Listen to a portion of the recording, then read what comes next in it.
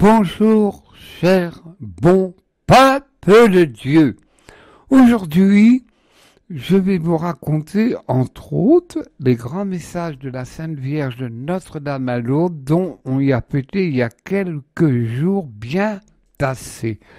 Et aussi, une sainte fort inconnue qui a vécu 14e siècle, 15e siècle, dont elle était la deuxième fille du roi Louis XI. Ah, c'est une aventure. Voilà, je commence par Lourdes. Oui, on connaît Lourdes, on connaît Bernadette peu, mais on connaît un peu. Mais je me permets de vous raconter le principal intervention de Lourdes. En effet, quand Bernadette allait chercher du bois sec, du bois mort, tout d'un coup, elle vit dans une grotte une belle demoiselle qui, tout habillée de blanc, avait un voile blanc, une ceinture bleue et à ses pieds 2 fleurs jaunes. Et là, elle commença par faire un geste, le beau signe de croix. Le beau signe de croix. Car quand nous allons à des messes d'enterrement, les signes de croix, c'est tellement fait à la rapide qu'on ne sait pas si c'est un signe de croix ou un chasse-mouche. Et bien sûr, elle a apparu la Vierge 18 fois. Je ne vais pas vous raconter l'histoire, vous la connaissez. Mais il est bon de se rappeler des messages. Ainsi, qui vous êtes m'a demandé monsieur le curé. Elle ne répondit pas.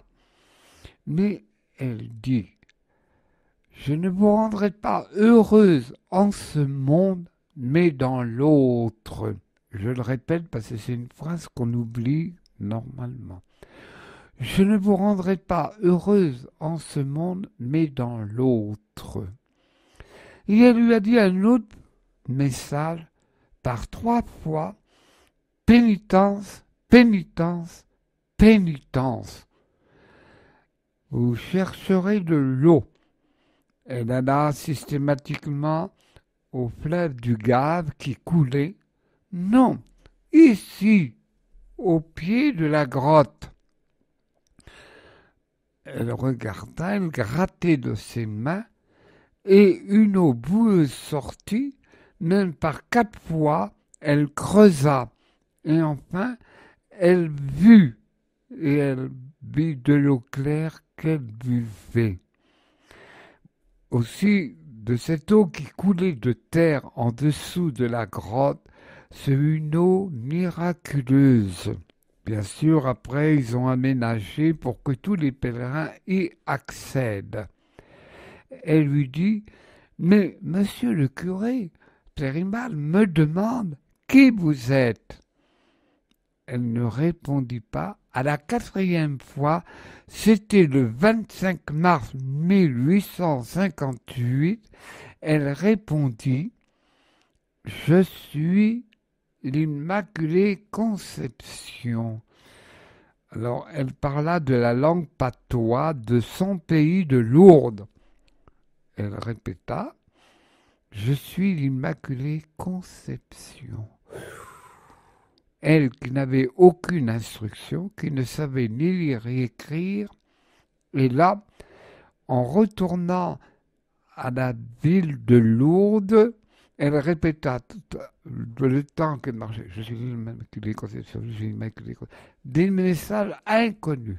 Enfin elle arrive, monsieur le curé, elle m'a dit qui elle était. Je suis l'Immaculée Conception. Alors le curé, lui qui n'y croyait pas, fut époustouflé. Il savait que Bernadette n'était à peine instruite, elle ne pouvait pas inventer ce mot. En effet, en 1854, le pape de l'époque, le pape Pie IX, a proclamé Marie, je suis l'Immaculée Conception. Alors le curé devint un grand protecteur de Bernadette. Elle m'a demandé aussi de faire construire une chapelle.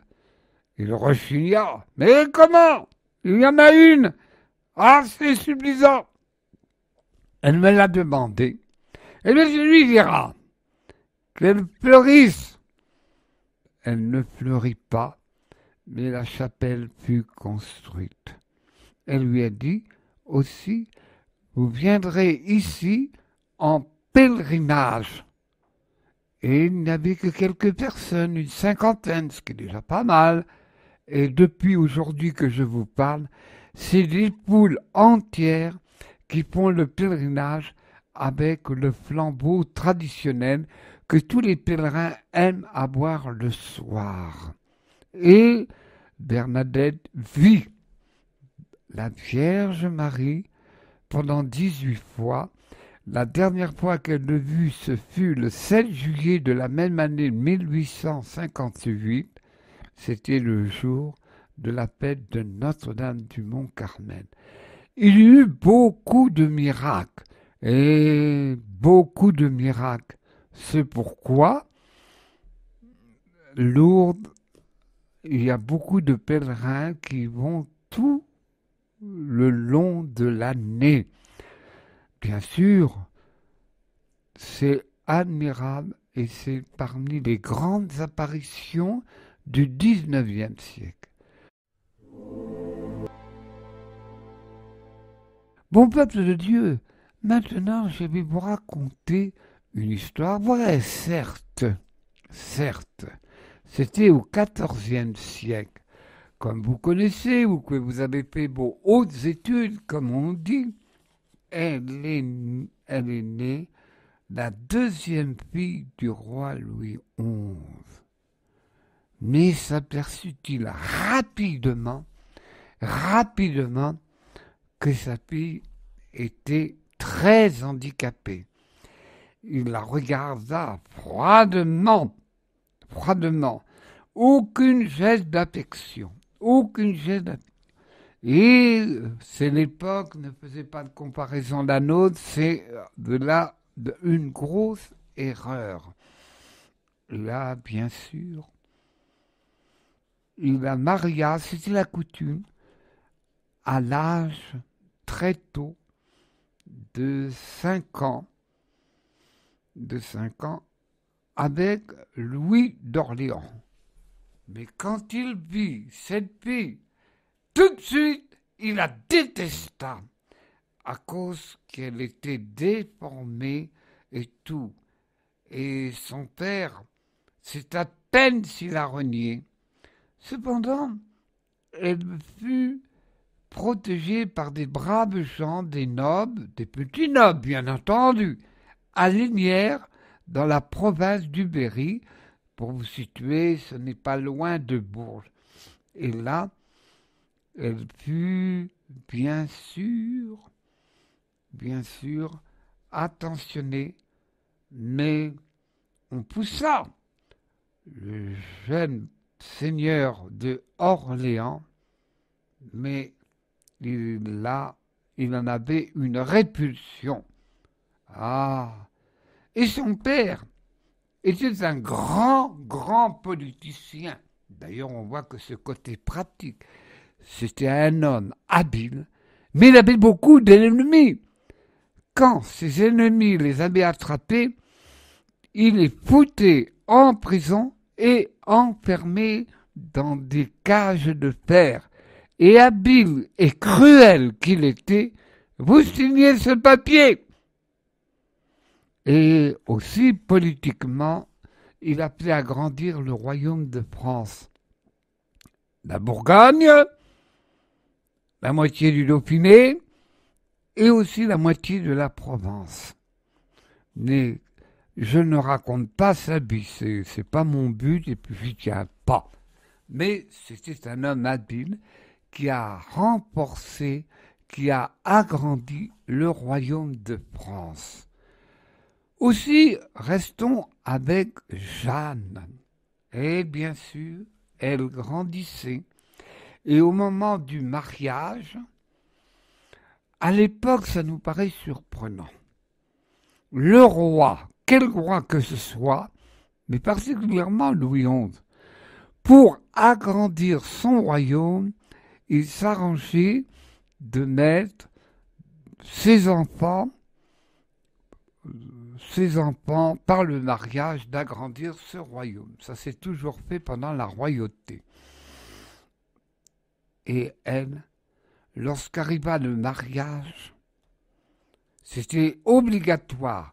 Quand le roi avait décidé quelque chose, eh bien, on ne désobéissait pas. Même les évêques tremblaient. Car l'État de l'époque, la royauté, comme on disait, payait les évêques. Et voici arrive le jour solennel. Mais son fiancé avait le visage tendu, ne la regardait pas. Mais enfin, on fit, l'évêque lui demanda « Voulez-vous épouser Louis ?» Elle répondit « Oui ». Lui aussi, mais ce n'était pas avec le cœur, c'est parce que le roi Louis XI voulait qu'on lui obéisse, même le clergé. Elle accepta ce mariage. Bien sûr, à l'âge de vivre en époux-épouse, Louis la détestait et n'en voulait pas. Cependant, elle était considérée, elle a eu toutes les ingratitudes, toutes les vexations. Cependant, elle eut une consolation du ciel. La Vierge lui apparut et lui dit cette parole. Avant ta mort, tu fondras un ordre religieux. Et bien sûr, elle suivait les aléas politiques, elle grandit, mais toujours soumise. Ça nous paraît révoltant aujourd'hui. Elle avait, comme disent les braves gens, une grandeur, une beauté, une force d'âme que jamais, au grand jamais, elle critiquait son père. En effet, son père la reniait, son père la regardait de travers. Mais elle dit, le roi est grand, le roi ne pense qu'au royaume de France, à l'agrandir, à la renforcer, je l'honore. Quelle grandeur d'âme! Aussi, à cette époque du fin du Moyen-Âge, tout le peuple du royaume de France n'avait que les yeux pour le roi la cour. Bien sûr, Louis XI, à l'heure de sa mort, demanda à François de Paule, venant du pays de Calade de l'Italie, vint apaiser son âme, comme beaucoup de gens, il avait peur de la mort. Même le saint François de Paule, il attendait le miracle, il voulait survivre. Il lui dit non, il faut vous préparer devant Dieu. Et il mourut dans le calme, et il mourut dans la sérénité, et il mourut. Son fils, qui est Charles VIII, le remplaça, qui est en fait le frère de sœur Jeanne. Mais il ne resta pas longtemps, par un accident vraiment bête, il mourut. Et c'est son mari, son époux, qui l'a répudié tout le temps, il succéda au roi Charles VIII, Louis XII. Louis XII, qui avait fait beaucoup de prisons, car il se rebellait et s'alliait avec la Bretagne de l'époque indépendante. C'était une province indépendante. toutefois, quand il fut en prison, son mari, qui ne pouvait la supporter, Louis XII, quand il fut en prison pendant quelques années, et les prisons, ce n'étaient pas des prisons de luxe de chez nous, eh bien, elle alla le soigner, elle alla le réconforter. Une femme toute attentive, mais ce fameux Louis XII ne pouvait la supporter. Elle répondait, au lieu de se venger, elle répondait par la mansuétude et tout. Et voilà que le roi Charles VIII meurt. Alors, de par la légitimité, il devint roi. Et on ne comprend pas, ce roi fut très bon avec le peuple, baissa les impôts. Ah, ça c'est une chose importante et qu'on devrait faire aujourd'hui à notre République. Bon.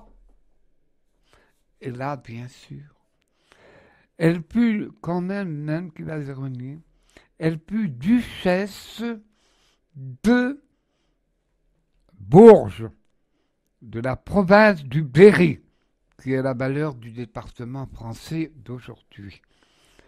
Il y eut une grande épidémie au début du XVIe siècle. Une peste se déclara, et là, sans regarder qu'elle était une dame, une duchesse, elle alla toujours secourir, guérir les pauvres. Et le peuple d'alors l'aimait bien, l'aimait, même peut-être, Dieu seul le sait, que Louis XII. Toujours là, avenante. Mais à la fin de sa vie, avant de mourir, un moine franciscain lui dit « Il faudrait fonder un ordre ». Elle dit « Mon père, je désire fortement que vous m'aidiez. » Un franciscain, et il dit « Je vous seconderai. » Et la Vierge m'a dit de fonder un ordre. Mais lequel ? Eh bien, vous trouverez dans l'Évangile les 10 vertus de la Vierge Marie. La pureté, vierge, la prudence, l'humilité, c'était des plus grandes vertus, la foi, louange, l'obéissance, pauvreté, patience et charité et compassion. C'est un mot qu'on ne dit plus, le mot compassion, c'est-à-dire être très attentif aux personnes handicapées.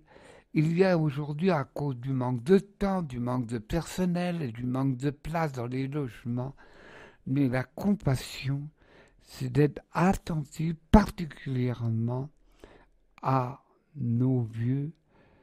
Et l'idéal, je dis l'idéal, c'est que nos vieux restent, nos anciens, c'est plus péjoratif, limités dans leur corps, limités dans leur intellectuel, qu'ils soient entourés de ces enfants.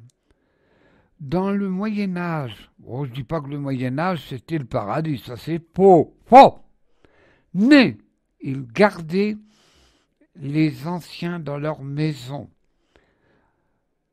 Et c'est très important. Aujourd'hui, nos anciens, comme d'autres personnes, meurent, sont isolés, et le drame chez nous en France, parmi les grandes misères, c'est la solitude. Et même, les jeunes sont dans la solitude. Aussi, et bien sûr, ils fondèrent ce monastère. Et on les appelle les Annonciades. Je répète les 10 vertus de la Sainte Vierge parce qu'on ne les retient pas de tête. La preuve, moi je suis en train de lire. La pureté, Vierge, ça veut dire prudence, humilité, foi, louange, obéissance. Ah ben, l'obéissance chez nous, c'est pas notre richesse, pauvreté, patience, charité, compassion. Et bien sûr, son ordre fut fondé et beaucoup de jeunes filles qui étaient de familles très aisées, elles avaient une nourriture luxueuse, elles avaient un habitat agréable, et lorsqu'elles entrèrent, ces filles de duchesse, elles prirent la rigueur autant dans la nourriture, autant dans le dormir.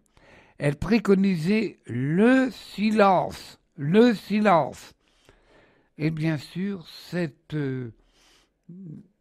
congrégation fut reconnue par le pape d'alors, je dis ça pour les grands historiens, Alexandre VI, le pape, et cela se développa très vite dans beaucoup de pays.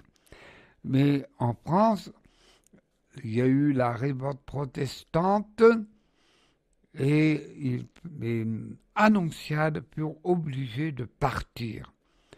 Il y a eu aussi Barthéo dans le département du 04 et dans d'autres congrégations, mais la Révolution leur a fait beaucoup tort. Mais ils revinrent après la séparation de l'Église et l'État dans les années 1905. Cette femme, nous l'admirons et elle a toujours gardé le nom Jeanne de France.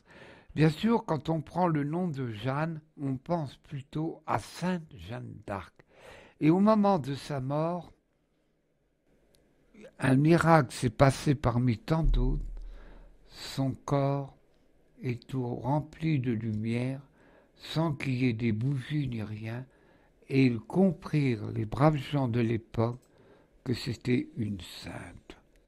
Voilà, bon peuple de Dieu, une esquisse sur cette Jeanne de France. Bon peuple de Dieu, bonne journée, bonne semaine, et encore merci de nous avoir écoutés. Bon peuple de Dieu!